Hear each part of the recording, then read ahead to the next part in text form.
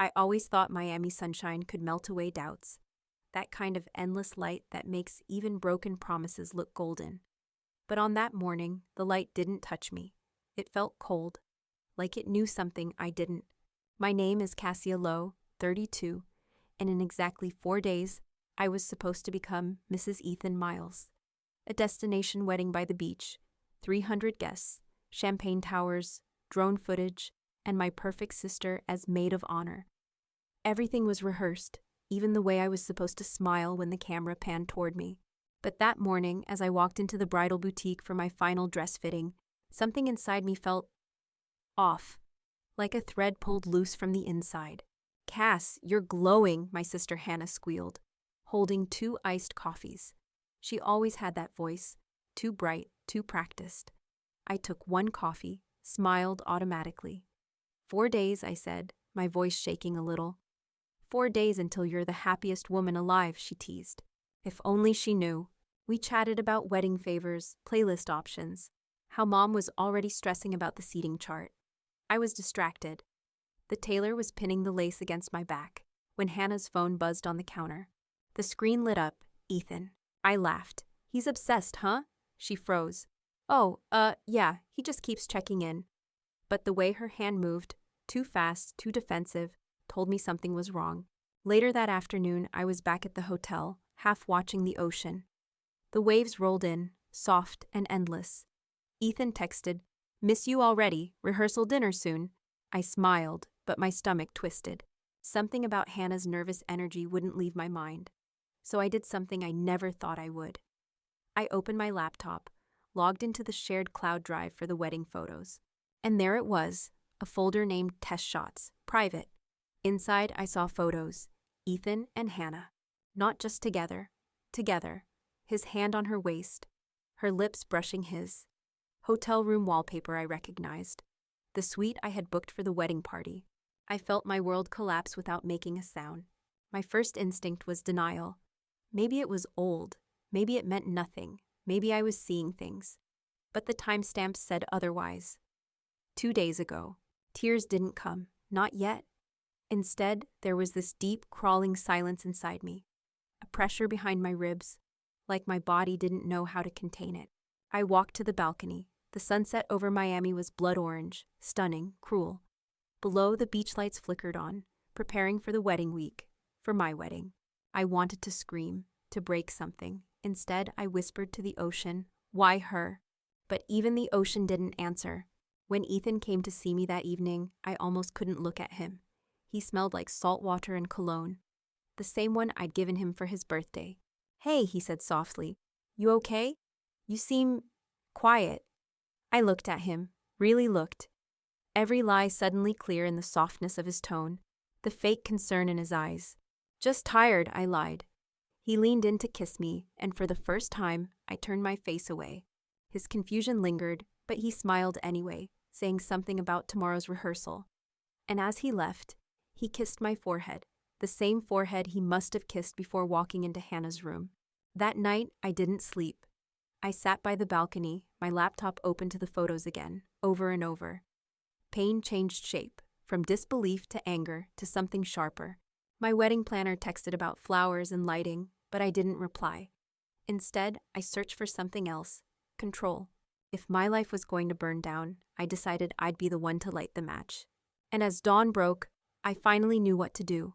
The wedding would go on, but not the way anyone expected. I opened a blank document, typed the first line of my plan, the wedding of the betrayed. The next morning, Miami was glowing, bright, humid, beautiful. The kind of day that looked perfect from the outside. But inside me, something new was taking shape. Something cold, precise. I wasn't going to cry anymore, not for him, not for her. I was going to make them feel what I felt.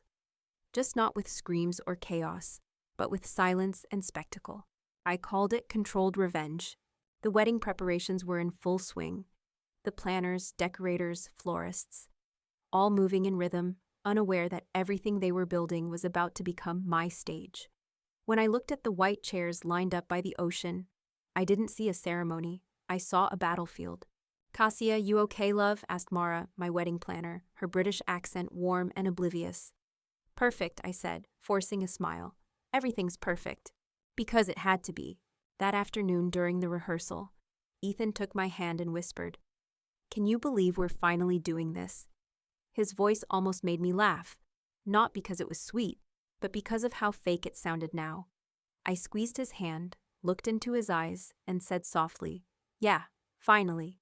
Meanwhile, Hannah stood behind the bridesmaids, her smile too wide, her eyes darting like she was hiding something, or maybe waiting for me to bring it up. I didn't. Not yet.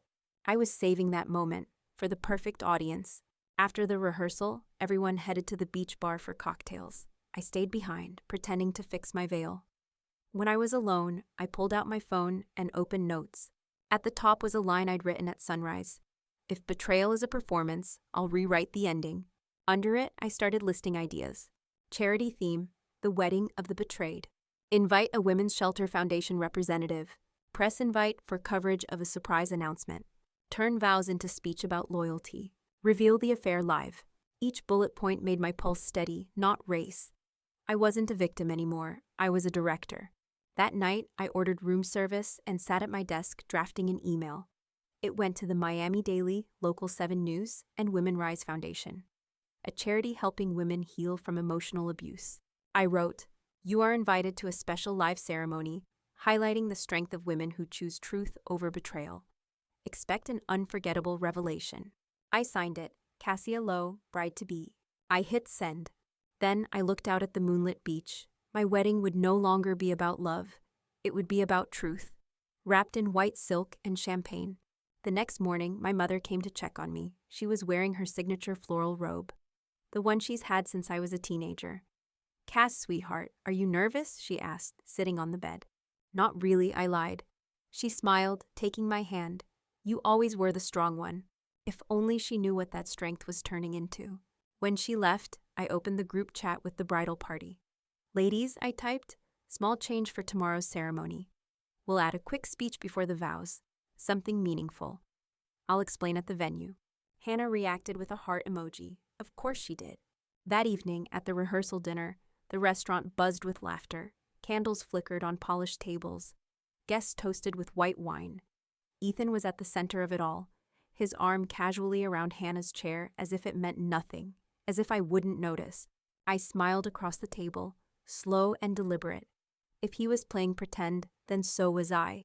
"So," said my cousin Layla, "are you excited for tomorrow?" I lifted my glass.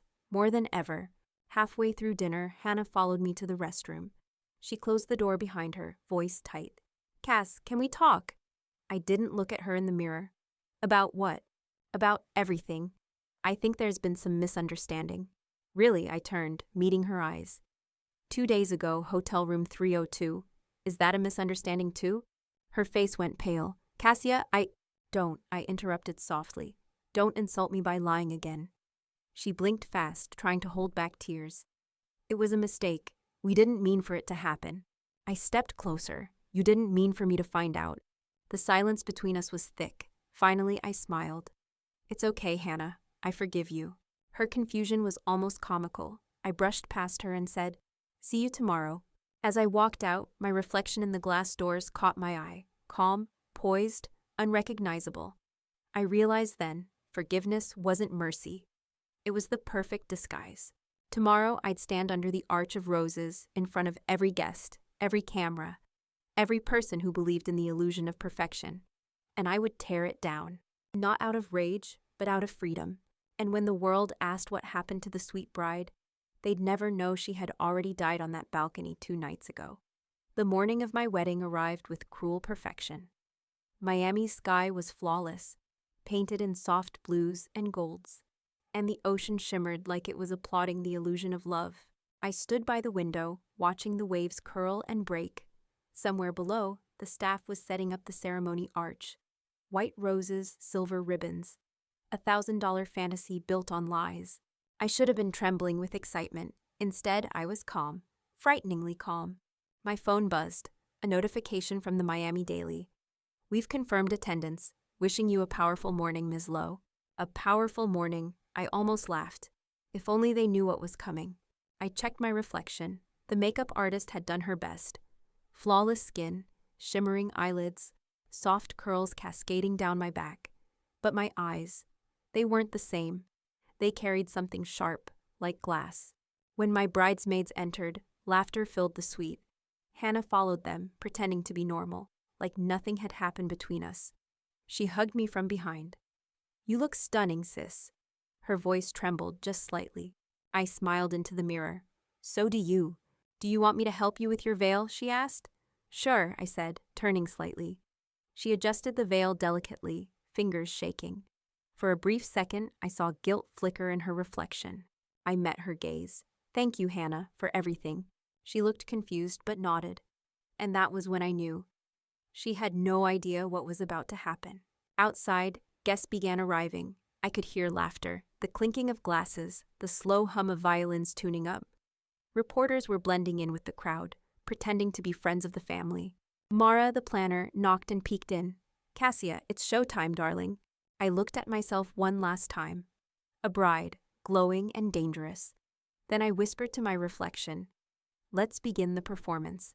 As I stepped out of the suite, the corridor felt endless. Every sound seemed sharper, heels clicking, ocean breeze whispering through silk curtains, my own heartbeat keeping tempo. Ethan was already waiting under the floral arch, dressed in his perfect white tuxedo. He looked nervous, the kind of nervous that comes from guilt, not love. When our eyes met, he smiled. That same charming smile that once melted me. Now it only disgusted me. The ceremony began. Guests stood as I walked down the aisle, cameras flashing, violins playing canon in D. Every step felt like a countdown. Ethan's lips trembled as he whispered, "You look incredible." "Thank you," I said softly, the words cold as marble. Hannah stood to my right, bouquet in hand, pretending to hold herself together. The officiant began, "We are gathered here today to celebrate the union of—" But I raised my hand gently. "Before we begin," I said, my voice calm and steady, "I'd like to say something." The crowd fell silent. Even the waves seemed to stop. Ethan blinked, confused. "Cass?" I smiled. "Just a short message, for everyone here, especially for women." I took the microphone from the officiant and turned to face the guests. Cameras zoomed in. I could see the flashes, the phones raised. Perfect. "Love," I began, "is supposed to be built on trust, on honesty. But what happens when that trust is broken? Not by strangers, but by the people closest to you." The crowd shifted uncomfortably. Ethan frowned, whispering, "Cassia, what are you doing?" I continued, "When a woman gives her heart, she deserves loyalty, not deceit. Yet some people mistake kindness for weakness."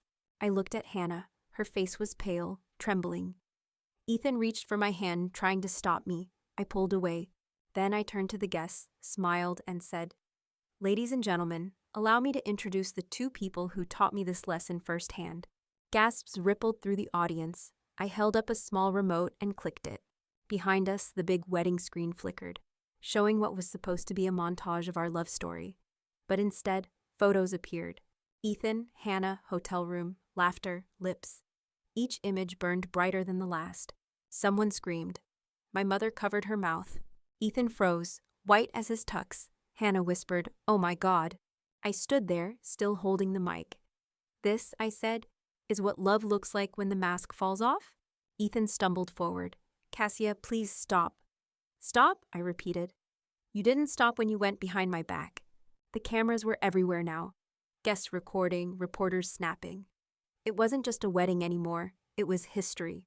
I smiled, lifting the mic one last time. "But I didn't come here to shame you. I came here to reclaim myself." Then to the crowd. "Today, instead of exchanging vows, I'll be donating every dollar spent on this wedding to the Women Rise Foundation.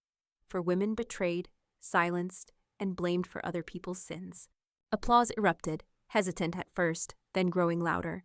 I looked at Ethan and Hannah, their world collapsing, and whispered, "Congratulations, you've just made my wedding unforgettable." As I walked off the stage, veil trailing behind me, the crowd parted silently. I could hear the waves again. And for the first time, I felt free. But freedom, I knew, came with a price. And mine was only beginning to unfold. The moment I walked off that stage, everything exploded. Behind me, voices collided. Gasps, whispers, shouts. chairs scraping across the floor. The fairy tale wedding I'd planned for months had just turned into a battlefield of truth. I didn't look back. I didn't need to. I could feel the chaos burning behind me like wildfire, and for once, I wasn't afraid of the flames. As I reached the lobby, a reporter caught up. "Ms. Lowe, Cassia, can we get a statement? Was this planned?" I stopped, turned slowly, and smiled. "Planned?" I said. "No, it was destiny." Then I stepped into the elevator and let the doors close between us. Inside, my body trembled, but not from regret. It was adrenaline, pure, electric, liberating. By the time I reached my suite, social media had already erupted. The hashtags were everywhere. The wedding exposé. Cassia Lowe, bride of truth. Thousands of shares, millions of views. I'd gone viral in under an hour. The comments flooded in. "She's my hero. Queen energy. This is the realest wedding ever." For the first time in days, I laughed. It wasn't a joyful laugh. It was the laugh of someone who'd finally taken control back from her own pain. There was a knock at my door. I knew that knock. "Ethan," I said flatly, "come in." He entered, pale and shaking, the confidence drained from his perfect face. "Cassia, I can explain." I raised a hand. "Don't, not a single word." He swallowed. "Please, I messed up, but you can't just humiliate us like this." "Us?" I interrupted, stepping forward. "You mean you and my sister?" "You're right. I didn't humiliate us. I just told the truth." His jaw clenched. "You think this will make you feel better?" "It already has." He flinched. For a second, I almost pitied him. Almost. The next knock came softer. Hannah. When she entered, her mascara was streaked, her lipstick smudged, her voice small. "Cassia, please. I'm sorry. I don't know what to say." "Then don't," I said. "Just listen." She looked up, red-eyed. "I loved you, Hannah," I continued. "You weren't just my sister, you were my best friend. I would have done anything for you. And you took everything I loved and turned it into a secret you shared with him." She started crying. "I didn't mean to." "But you did," I cut her off. "And now you get to live with it. Both of you do." I walked to the window. The ocean looked the same as always, blue, endless, pretending nothing had happened. "It's funny," I said softly, "how the world doesn't stop for betrayal. It just keeps turning." That night, I couldn't sleep. Not because of guilt, because of possibility. What now? What happens after you burn the fairy tale? I sat on the balcony, scrolling through comments and messages. Women from all over the world were writing to me. Messages like, "You gave me courage to leave my cheating husband. You just saved me years of pain. You reminded me I'm not crazy." And that's when I realized this wasn't just revenge anymore. It was a revolution. The next morning, Good Morning America called, then the Today Show, then BBC Lifestyle. Everyone wanted to hear from the bride who fought back. I didn't say yes right away. I needed time. Because for the first time, I wasn't reacting. I was choosing. Meanwhile, Ethan tried to do damage control. He posted a statement online. "We all make mistakes. Please respect our privacy during this difficult time." The comments shredded him alive. Privacy? After cheating on your fiancée with her sister? Bro tried to gaslight the internet. By noon, his business partnership had suspended him. By evening, Hannah's social media was flooded with hate messages. It wasn't what I wanted, but it was what they'd earned. Mom called. Her voice was trembling. "Cassia, why didn't you tell me before? I could have—" "No, Mom," I said gently. "You couldn't have. This was mine to handle." She sighed. "You've always been so strong. But please, don't let this harden you." I looked at my reflection, the same woman, but not really. "I won't, Mom," I said quietly. "I'm just done being soft." That afternoon, I received an email from Women Rise Foundation. "Dear Ms. Lowe, we were deeply moved by your gesture. The donations from your wedding that wasn't already exceeded $250,000 overnight. We'd love to partner with you to create a campaign about reclaiming self-worth." I stared at the screen, my hands shaking again, but this time from awe. All I did was tell the truth, and somehow it had become a movement. My pain had turned into purpose. That night, as the Miami skyline glittered beyond my balcony, I whispered to myself, "This isn't the end. It's the beginning." But deep down, I also knew Ethan and Hannah weren't done either, and neither was the story. Because revenge never ends cleanly. It echoes. And I was about to learn just how far the echoes could reach. The fame hit faster than I could breathe. Within days, my face was everywhere. On talk shows, digital covers, podcasts, reaction videos, even memes. Some called me the fearless bride. Others called me a woman scorned. But labels didn't matter, because beneath all the noise, I'd found something real, a voice. And for once, that voice was mine. I sat in a New York hotel room 3 weeks after the wedding that never was, staring at my reflection on the TV. An interviewer was replaying clips of me walking away in my wedding dress. Voiceover saying, "Cassia Lowe, the woman who turned heartbreak into a movement." I muted the screen and whispered, "They make it sound like I planned it all." But truthfully, I hadn't planned the aftermath. I'd planned revenge, not redemption. My phone buzzed again. Unread messages, interview requests, endorsement deals. Even Vogue wanted a feature. But between every congratulatory email, there were shadows. Anonymous threats, hate comments, accusations that I'd humiliated my family for fame. And at the center of it, Ethan and Hannah. They had gone silent publicly, but privately, they were haunting me. Late one night, I received a voicemail, Ethan's voice, low and bitter. "You ruined our lives, Cassia. You think you're some kind of hero, just wait. You'll see who people really are when the cameras turn off." I deleted it, but the echo stayed. The tone, half anger, half fear, unsettled me. The next day I got a message from Hannah. No words, just a photo. Our childhood selves in matching sundresses, holding hands. Caption, "I miss her." For the first time, my heart ached again. Because I missed that girl too. The version of me that still believed love was pure. Days turned into weeks, and life started to reshape itself. Women Rise Foundation invited me to speak at their national summit. The theme was healing after betrayal. I accepted, not to talk about Ethan and Hannah, but about survival. On stage, under the lights, I looked out at hundreds of women. Some cried quietly, some nodded, eyes full of shared pain. "I thought revenge would save me," I said into the microphone. But it only gave me silence. Healing, that's what gave me peace. The crowd erupted in applause, but somewhere deep inside, I knew the story wasn't finished. Because peace isn't something you find once. It's something you fight for every day. After the speech, I walked through the lobby when a man approached me. Tall, quiet, familiar. "Cassia Lowe?" he asked. "Yes?" He handed me a letter, from Ethan Miles. My chest tightened. I didn't open it right away. Back in my hotel room, I stared at the envelope for what felt like an hour. Finally, I tore it open. "Cassia, you may hate me and you should. But I'm not asking for forgiveness. I just want you to know, Hannah's not doing well. She's been getting threats. People are following her. She's scared to leave the house. You started something powerful, but it's bigger than you now. Please, stop feeding it." I folded the letter slowly. Part of me wanted to ignore it, but another part, the part that still had a conscience, couldn't. 2 days later, I flew back to Miami.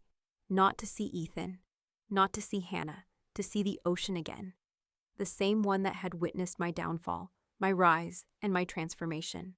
When I arrived, the air smelled of salt and jasmine, the same as that night. I stood at the same balcony where I'd once whispered, "Why her?" But this time, I said nothing. I just listened. Then, unexpectedly, my phone buzzed. A text from an unknown number. "Turn on Channel 7. I did, and there it was.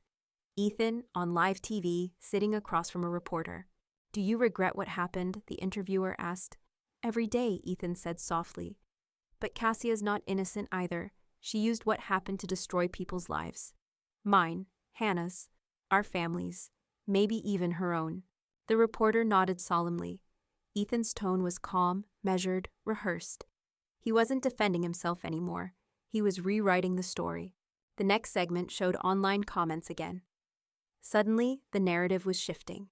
From heroic bride to vindictive influencer. I could feel my pulse rise. This was what he'd meant in his voicemail. He was waiting for the cameras to turn off. And now he was turning them back on. That night, I stared at the city lights reflecting on the water, my jaw tight.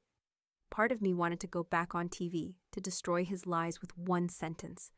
But another part whispered, "You've already won. Don't let him drag you back into the ashes." I didn't sleep. Instead, I opened my laptop and began typing something new. A book, not about betrayal, about rebirth. The title, The Vow I Kept to Myself. Because maybe the real revenge wasn't in exposing the past. It was in refusing to let it define me anymore. Still, as I saved the draft, I caught a glimpse of the night outside, and in the dark reflection of the glass, I thought I saw movement. A figure standing near the beach, watching, waiting. I blinked, stepped closer. Nothing, just waves. But something told me Ethan's story wasn't over. Not yet. For days after Ethan's interview, the world tilted again. The same media that once called me the voice of the betrayed now whispered new headlines. Was it all a stunt? The bride who played God. Cassia Lowe, victim or villain? It was surreal. Watching the story I lived become a script for strangers. And just like that, my truth began slipping from my hands. I tried to drown it out. Yoga, therapy, silence. But peace doesn't come easily when millions are dissecting your heartbreak for entertainment. At night, I'd scroll through news feeds and comment sections, unable to look away. Some still defended me, most didn't. And every hateful comment cut a little deeper. Not because it was true, but because it came from people who once cheered for me. One morning, I received a package at my apartment door in Miami.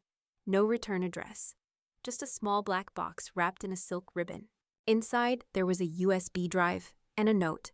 You don't know everything. That's all it said. Curiosity warred with caution, but curiosity won. I plugged the drive into my laptop. A single video file appeared. Truth move. The screen lit up with grainy footage, hotel hallway cameras, dated weeks before the wedding. Ethan and Hannah arguing. He looked furious. She was crying. Then a voice off-screen, male, deep, calm. Don't forget who paid for all this. The camera shook slightly, like someone was filming secretly. Then static. Then another clip, Ethan speaking to someone on the phone. I told you I'll do it. Just make sure it looks clean. Cassia can't find out. My blood ran cold. Who was he talking to? And what did he mean by looks clean? I watched the video 5 times, my pulse quickening each time. The more I played it, the clearer it became. There was more to my betrayal than infidelity. Someone else was involved, someone powerful. But who sent me this, and why now? That evening, I got a call from a blocked number. Cassia Lowe? Yes. A pause, then a man's voice. You're being watched. Stay away from Ethan. Don't go to the police. The line clicked off. My hands trembled. For the first time since that wedding, I felt fear. Real, cold fear. I locked my doors and sat in the dark, trying to piece it all together. Who would want to silence me now? Was it someone tied to Ethan's business? Or was this all another manipulation? A trap to make me paranoid. Part of me wanted to ignore it, but the other part, the one that had already faced hell once, refused to look away. The next day, I reached out to Mara, my old wedding planner. She had gone silent after the scandal, but she owed me a favor. When I told her about the USB, she hesitated. Cass, listen. There's something you should know, she said. Before the wedding, Ethan insisted on handling the entire payment himself. But some of the invoices came from offshore accounts, corporate ones, not personal. He said they were sponsorships. Sponsorships? I repeated. For a wedding? Mara sighed. I thought it was weird too, but I didn't want to ask. I ended the call, my mind spinning. This wasn't just betrayal anymore. It was business. Ethan wasn't just unfaithful. He was covering up something much bigger, and somehow I was tangled in it. I needed proof, and there was only one place to find it: the hotel where the footage had been taken.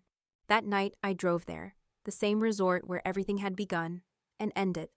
It felt haunted, even in daylight. I walked into the lobby, pretending to be a guest. Checking in under Cassia Lane, I said, using a fake name. The clerk smiled politely and handed me a key. Room 310, 2 doors away from where Ethan and Hannah had stayed. Hours passed. I sat on the bed, laptop open, replaying the USB clip again. In the background, the same hallway painting. A gold wave design. That's how I confirmed it was filmed here. Then came a knock, 3 slow taps.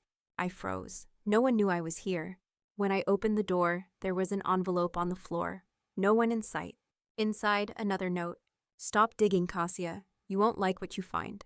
The handwriting was familiar. Ethan's. My breath caught. He knew I was here. He was watching. And yet, I wasn't sure he was the one pulling the strings anymore. I looked out toward the balcony, and there it was. A shadow moving near the beach. The same one I thought I'd imagined before. But this time, I knew it was real. I grabbed my phone, opened the camera, zoomed in. A man in a dark suit, watching me. When I stepped out onto the balcony, he turned and walked away, vanishing into the palms.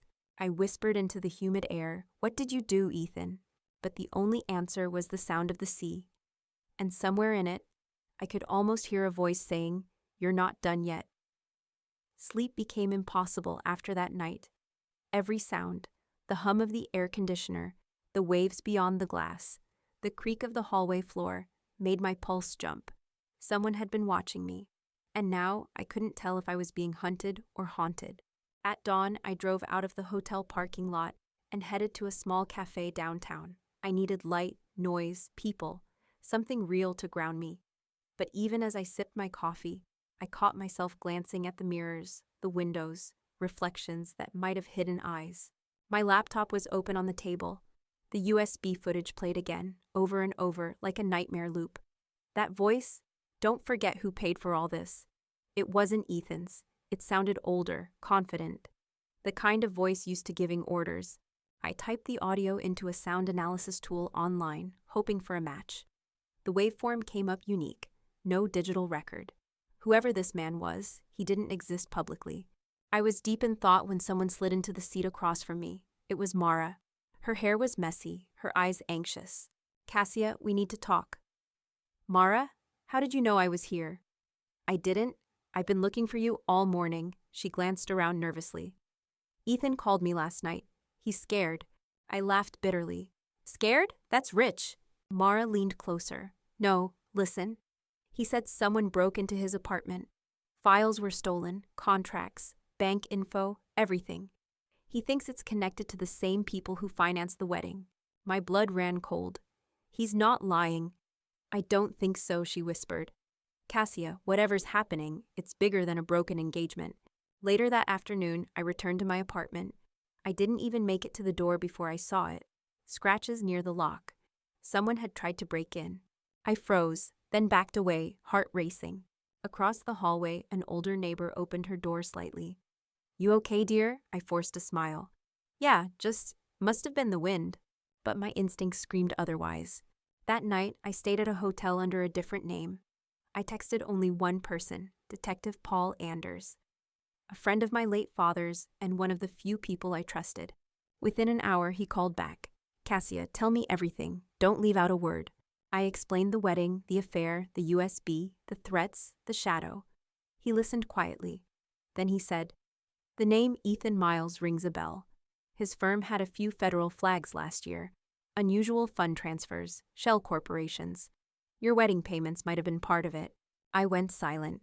He continued, "Cassia, I think your ex was laundering money through your wedding." The words hit like ice water. All those sponsorships, those anonymous donations, even the luxury vendors. It all made sense now. Ethan hadn't just betrayed my heart. He'd used me as a cover. "Can you prove it?" I asked. "I can try," Paul said. "But you need to stay quiet. If they realize you're digging, they'll come for you next."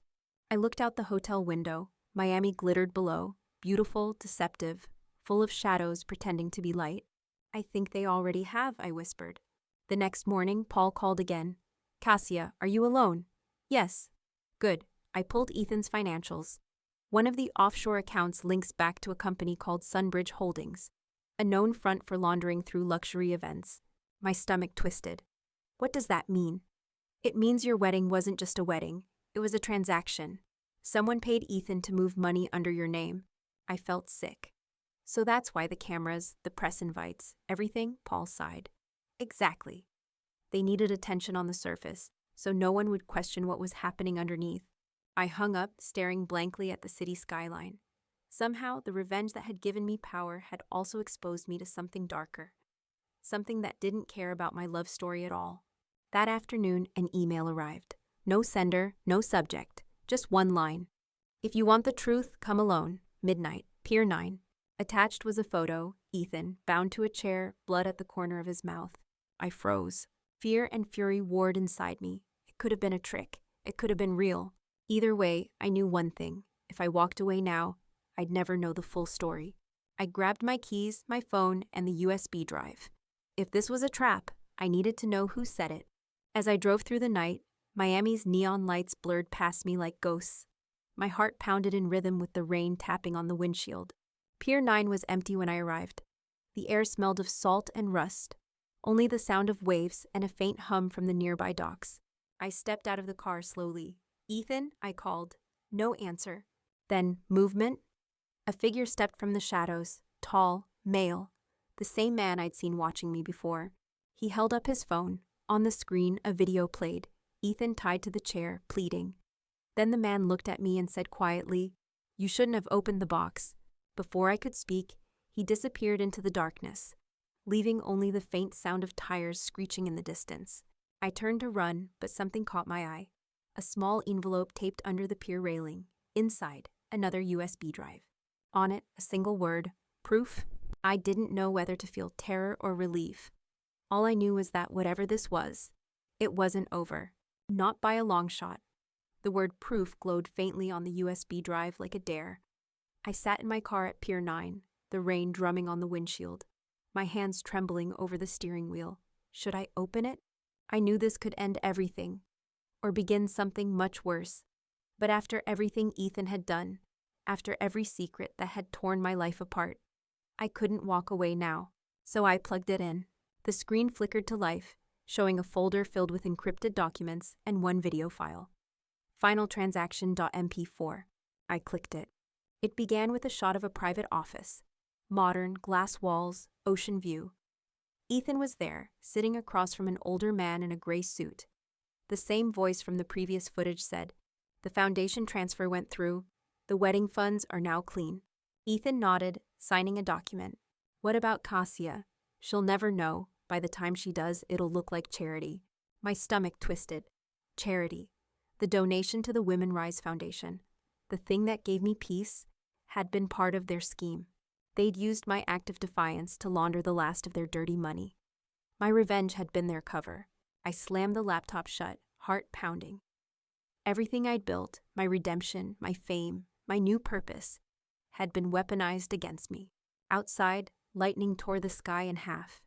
It felt personal, as if the universe itself was mocking me. I whispered, "What have you done, Ethan?" And somewhere deep inside, I realized this wasn't just about love, betrayal, or revenge anymore. This was about power, and I was caught in the middle of something far beyond me. The next morning, I met Detective Anders in a quiet diner off Collins Avenue. He looked older than I remembered, his eyes lined with fatigue. "You said you found proof?" he asked. I slid the USB across the table. "This is everything, Ethan, the transactions, the company behind it." He plugged it into his laptop, watching in silence. When the video ended, he exhaled slowly. "Cassia, this is federal-level evidence. If this leaks, it could bring down half a network." "Then leak it," I said coldly. He shook his head. "It's not that simple. Whoever sent you this, they're inside, and they're watching every move you make." I frowned. "So what do I do?" "You disappear," he said, "until I figure out who's protecting Ethan." Disappear. The word felt heavy, unreal.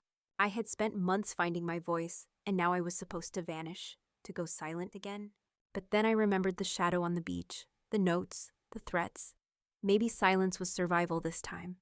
So I agreed. That night, I packed my things, laptop, drives, documents, and booked a one-way ticket to Denver under a new name. I thought I was leaving the ghost behind. But ghosts, I would soon learn, don't care about distance. The first week in Denver felt almost normal. No paparazzi, no headlines, no Ethan. I rented a small cabin by the mountains, disconnected from everything. For a few days, I let myself breathe. I cooked, I wrote, I hiked, and sometimes I even forgot. But peace for me was never built to last. On the 5th night, I received an email from an unknown sender. Subject: "You still think you're clean?" Attached, a photo of me walking into the Denver grocery store that morning. My stomach dropped. Someone had found me, and beneath the photo, a single line: "Ethan's dead." I stared at the screen, pulse roaring in my ears. I didn't believe it, couldn't. But within hours, it was everywhere. Businessman Ethan Miles found dead in Miami Marina. Suicide or silenced? Reporters speculated. Conspiracy blogs exploded. No note was found, no witnesses, only his phone, destroyed beyond recovery. And the last number he'd called? Mine. I sat in the dark for hours, my mind spiraling. Was it guilt, relief, fear? Maybe all three. But one thought refused to leave me. If Ethan was gone, then who sent the email? The next morning, I checked the USB again, desperate for answers. But when I plugged it in, the files were gone, deleted, erased completely. Someone had remotely wiped it clean. Only one file remained, a new one. Cassia Mauve. I clicked it, heart in my throat. The footage showed me, sitting in this exact cabin, typing at my desk. It was filmed from outside the window. Then a voice, low and steady, whispered from the speakers. You were never the target. You were the test. The screen went black. I jumped from my chair, rushing to the window. Nothing, just pine trees and silence. But my reflection looked different, terrified, fractured, powerless again. For the first time since the wedding, I felt small, truly small. The woman who'd faced the world now realized she'd been playing a role in someone else's game all along. I picked up my phone to call Anders. But before I could dial, it buzzed with a message from an unknown number. We told you to disappear. Now it's too late. My breath hitched. Outside, a car engine started. And as the headlights cut through the fog, I knew whoever had killed Ethan had just found me. The headlights pierced the fog like knives. I froze by the cabin window, heart pounding so hard it drowned out the rain. For a moment, everything was still. Just the hum of the engine outside and the sound of my own breath. Then the car door slammed. Someone was here. I killed the lights and grabbed the nearest thing I could use as a weapon. A fire poker from the fireplace. Outside, heavy boots crunched on wet gravel. The sound moved closer, then stopped right outside the door. A low male voice spoke through the wood. Cassia, we just want to talk. The words made my stomach twist. We, not I. There was more than one of them. I backed toward the back door, my pulse roaring in my ears. Through the window, I saw two silhouettes.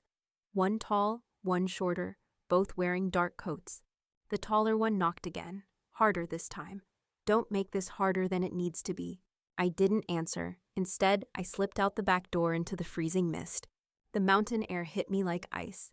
I ran barefoot down the slope, branches slapping my face, my nightgown catching on the brush. Behind me, voices shouted, "Get her!"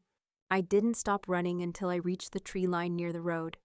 Headlights passed in the distance, but I couldn't risk waving anyone down. Whoever was hunting me wasn't afraid to be seen. I ducked behind a boulder, trying to steady my breath. Rain soaked through my hair, down my spine. I pulled out my phone, one bar of signal. I dialed Detective Anders. He picked up on the second ring. Cassia? They found me, I gasped. At the cabin. Stay where you are, he said sharply. I'm tracking your number. Don't go back. Whatever you do, don't go back inside. I heard static, then a strange distortion in his voice, like another call was interfering. Then a faint echo. She's on the line. And the call went dead. The silence was deafening. I stood there, drenched, shaking, clutching my useless phone. That's when I saw it. A drone, hovering between the trees, its red light blinking softly like an eye, recording me. I threw a rock. It dodged, rose higher, then zipped away into the clouds. Whoever they were, they had eyes everywhere. I started down the road, barefoot, shivering. The storm had turned the asphalt into a mirror of water and light. Every car that passed felt like a question, friend or enemy. Then, from behind, headlights appeared again. A black SUV slowed beside me, window rolling down. Cassia, a voice said, familiar, urgent. I turned. It was Mara. Get in, she shouted. For a second, I hesitated. Trust had become a luxury I couldn't afford. But when another pair of headlights appeared far behind us, I didn't have time to think. I jumped in. We sped down the highway, wipers fighting the rain. Mara's hands were trembling on the wheel. I came as soon as I heard, she said. Paul called me. Paul, I cut her off. He told me not to move. How did he? She shook her head. Cass, listen, he's gone. What? I tried to reach him after he called you. Police found his car off the causeway. Empty. No Paul. My throat tightened. No, that's not possible. Mara's eyes darted to the rearview mirror. It is. And whoever took him, they're after you next. The words hung between us like smoke. We drove in silence for miles, the storm growing louder. Finally, Mara spoke again. Cassia, That USB you gave Paul. Do you still have a copy? I hesitated. Maybe. Why? Because that proof, it's worth millions. To the people behind Sunbridge Holdings, it's a threat, and threats don't live long. Her tone was calm, too calm. I turned slowly to look at her. Mara, how do you know that name? She gripped the wheel tighter. Because I used to work for them. The world tilted. Excuse me? I planned your wedding, yes, but I wasn't just planning it. I was supervising it. She took a deep breath. You were chosen, Cassia. Ethan's firm was laundering through high-profile weddings. My job was to make sure it stayed invisible. But when you went off script, when you turned that ceremony into a spectacle, you blew open an entire operation. I stared at her, numb. So what now? You're here to kill me? No, she snapped. I'm here to save you. They want to erase every trace. You, the detective, even Ethan. He wasn't supposed to die. He panicked. Now they think you still have the backups. I swallowed hard. And do I? She looked at me for a long moment, then whispered, Do you? We pulled into an abandoned rest stop. The rain eased, the world eerily still. Mara turned off the engine. Listen, she said. I can get you out. There's a journalist, someone offshore, untouchable. If you give him the data, he can expose everything. But we need to move now. I stared at her, trying to read her face. Her eyes were sincere, or maybe just well-trained. How do I know this isn't another setup? I asked quietly. She sighed, then reached into her jacket and pulled out a small drive, identical to mine. Because they're watching me too. Lightning flashed, illuminating her face, pale, exhausted, human. And for the first time in weeks, I saw something real in her eyes. Guilt. Before I could answer, headlights swept across the parking lot. Another SUV, no plates. Mara's face drained of color. They found us. She hit the gas. The tires screamed against wet asphalt as we tore back onto the highway. Bullets cracked the rear window. Glass exploded across my lap. I screamed. Mara, hold on, she yelled. The car fishtailed, engine roaring, then plunged into the fog ahead. Behind us, the other SUV followed, relentless, closing in. I gripped the seat, adrenaline flooding my veins. Mara shouted, Cassia, glove compartment, there's a flash drive. Take it. I fumbled it open and found a silver drive labeled Project Swan. What is this? Everything, she yelled. Every transfer, every name, every account. Before I could respond, a shot rang out. The windshield shattered, and the world went white. The car spun, metal screamed, and then silence. When I opened my eyes, I was upside down, glass in my hair, smoke filling the air. Mara wasn't moving. Through the shattered window, the other SUV's doors opened. 2 men stepped out. One of them looked directly at me, calm, composed, like he was finishing paperwork. He raised his gun. I closed my eyes and whispered, Not yet. And then, the sirens began. The sirens tore through the fog like ghosts screaming. Red and blue lights sliced across the wreckage, reflecting off shattered glass and twisted metal. For a moment, I didn't know if I was alive or dreaming. My head throbbed, the taste of blood metallic in my mouth. Beside me, Mara groaned, still breathing. Somehow, we had survived. 2 police cars skidded to a stop. Uniformed officers ran toward us, shouting orders I couldn't hear through the ringing in my ears. One of them reached through the broken window, pulled me out, and laid me on the cold asphalt. Ma'am, stay still. Help's coming, he said. I wanted to believe him, but behind the flashing lights, I saw the black SUV reversing, slowly, deliberately, before vanishing into the fog. Whoever they weren't afraid of the police. They were watching the show they had staged. At the hospital, I drifted in and out of consciousness. I remember white ceilings, distant voices, the smell of antiseptic. Then, the voice of a woman, calm, clinical. She's lucky to be alive. When I opened my eyes again, it was morning. Mara was gone. The chair beside my bed was empty. Only a small folded note rested on the blanket. Run before they finish what they started. My heart clenched. I got dressed, ignoring the nurse's protests, and limped out of the hospital. The world outside was too bright, too loud. The kind of silence that follows a storm but hides another one waiting. I found a payphone near the parking lot and dialed Anders' number again. This time, a woman answered. Miami PD, Internal Affairs. I'm trying to reach Detective Anders, I said quickly. A pause. I'm sorry, ma'am. Detective Paul Anders was pronounced dead this morning. The world tilted. I dropped the receiver, the sound echoing like a gunshot. They were cleaning house. That night, I returned to the cabin ruins. The air smelled of smoke and pine sap. Half the walls were gone, but the ground still glimmered with shattered glass and burnt debris. Somewhere in that mess was the flash drive, Project Swan. I searched for hours until my fingers were raw and numb. Finally, I found it.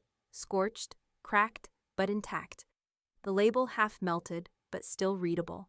I clutched it like a relic. I drove until sunrise, my car a moving ghost across state lines. Every exit sign felt like a decision. Keep running or finish this.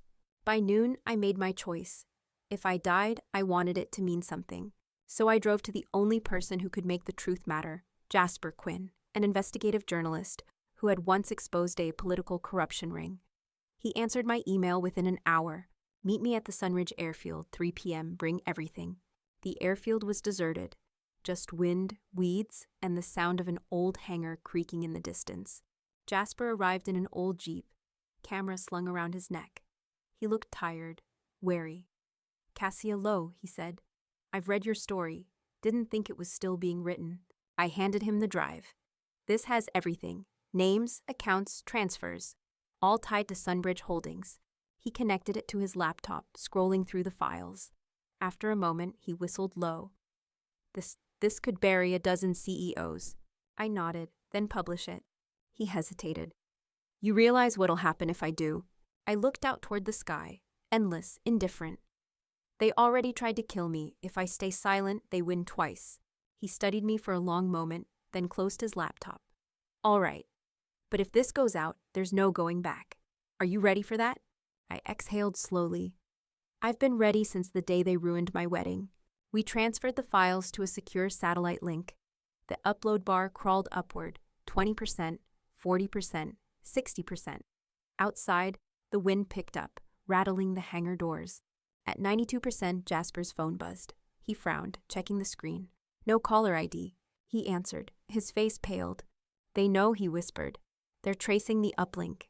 Before I could react, headlights flared outside. Another SUV. Engines roared closer. Jasper yanked the power cable, grabbed the laptop. "Go, take the backup drive."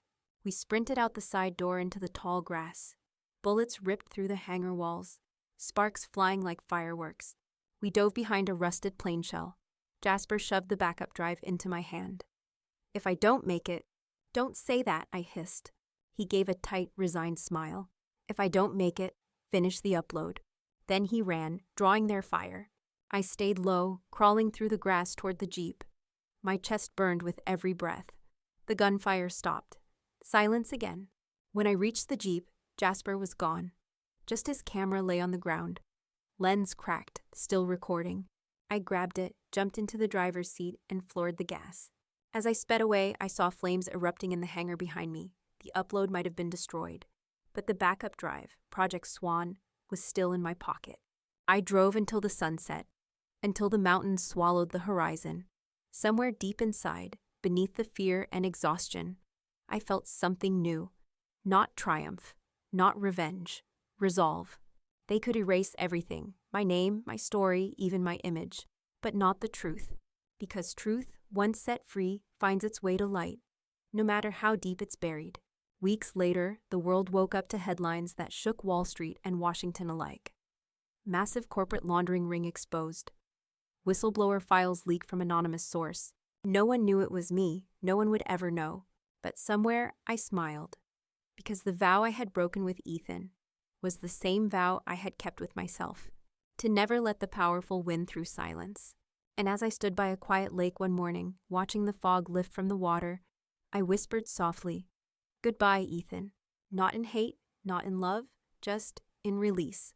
The wind carried the word away, dissolving it into the mist, and for the first time since that cursed wedding day, I felt truly free. 6 months later, the world had already moved on. The headlines faded, the outrage quieted, and the storm that once carried my name dissolved into whispers. But I was still here, breathing, watching, writing. The truth had done its job. It had burned everything that needed to be burned, and from the ashes, something new had begun. I lived now in a small town in Oregon, surrounded by pine and mist. No internet connection for miles, no neighbors who ask questions. Just silence. The kind that doesn't scare you anymore. Every morning, I made coffee, opened my notebook, and wrote.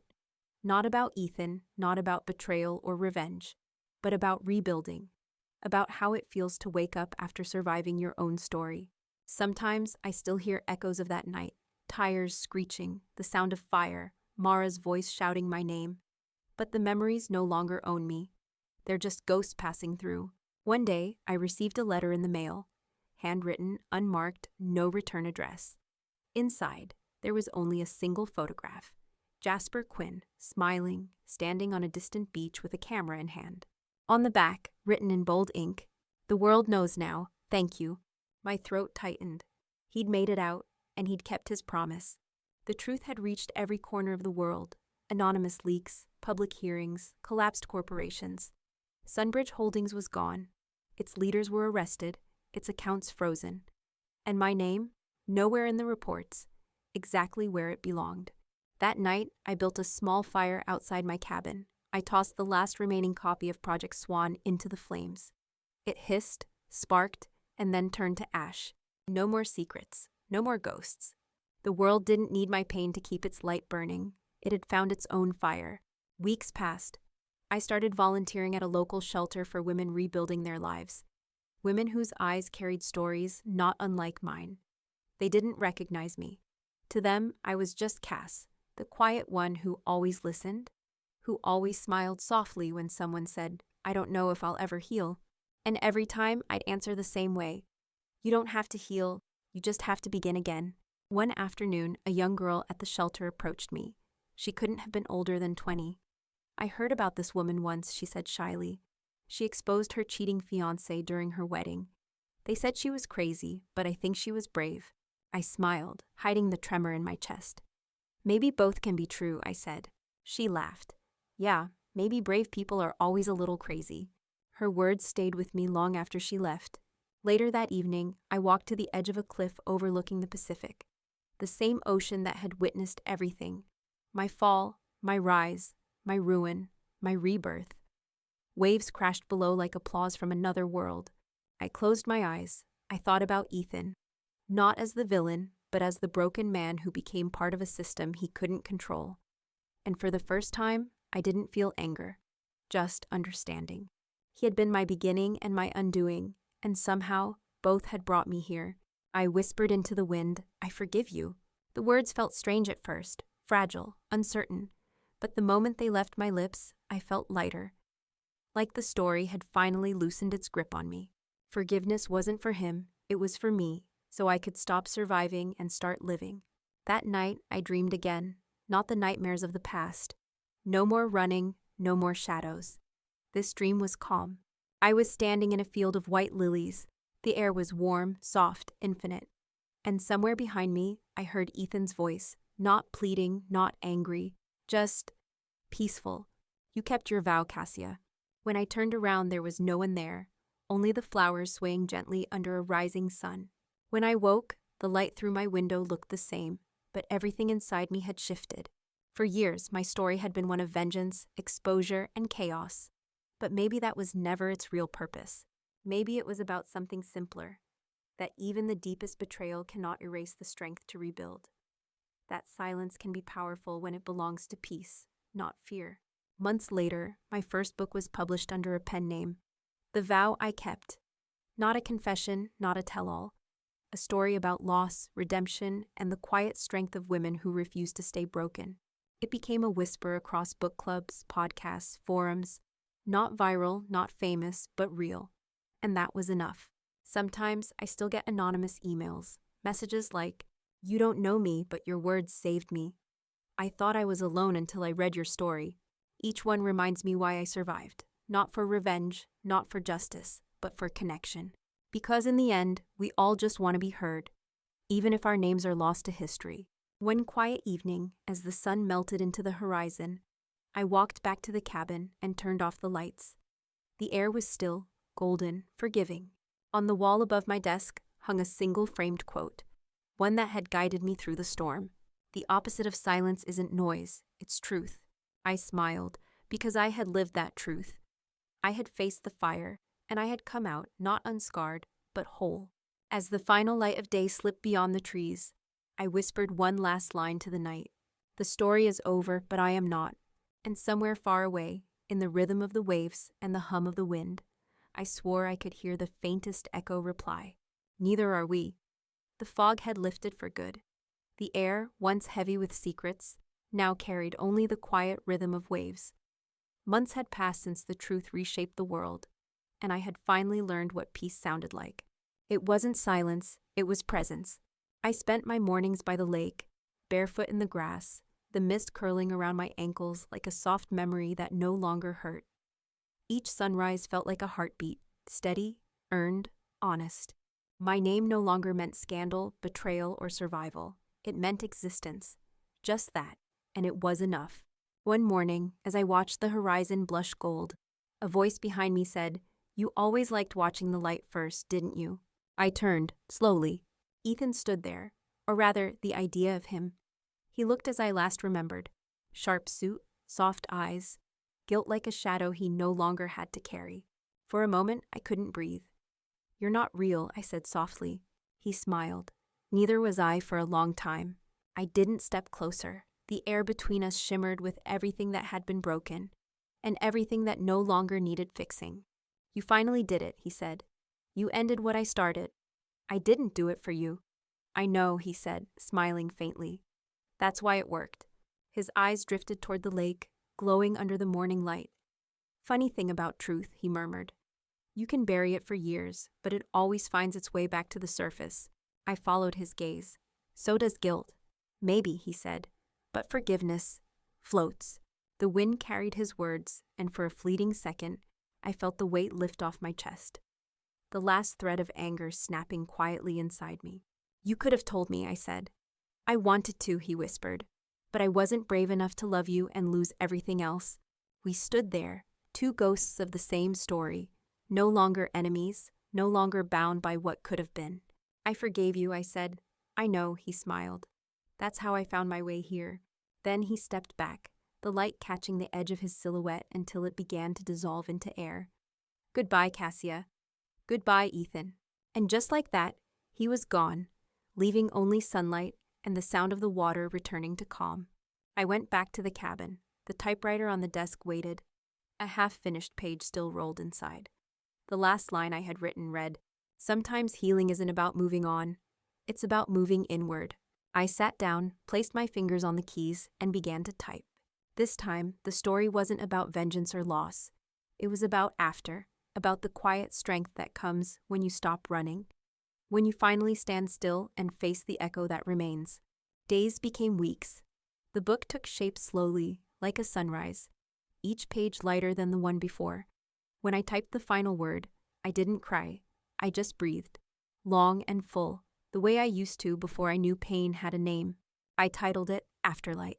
Years later, people would read it and call it fiction, and maybe it was, or maybe it was the truest thing I'd ever written. Either way, I never corrected them, because I had learned something rare. The truth doesn't need your defense once it's lived. On the anniversary of the wedding that never was, I returned to Miami for the first time.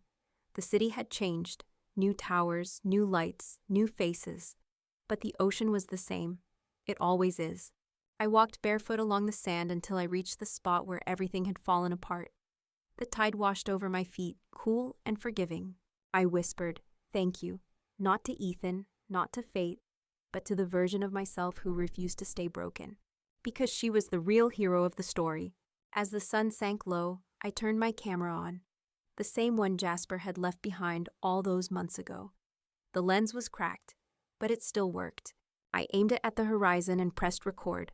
No words, just light, waves, and wind. That was all the story needed now. Back at the cabin that night, I uploaded the footage to an old private channel. No hashtags, no description, no title, just one line in the caption. For anyone still finding their voice. Then I turned off the laptop, lit a candle, and watched the flame sway. It flickered once, twice, then steadied. And in its small glow, I finally saw myself. Not the woman who had been betrayed, or the bride who became a symbol, but the survivor who had turned pain into purpose, and silence into strength. As I blew out the candle, I whispered one final truth. The story never ends, it just changes hands. And outside, the wind answered, carrying my words away into the trees, until they became something else entirely. Something larger, softer, brighter, a beginning.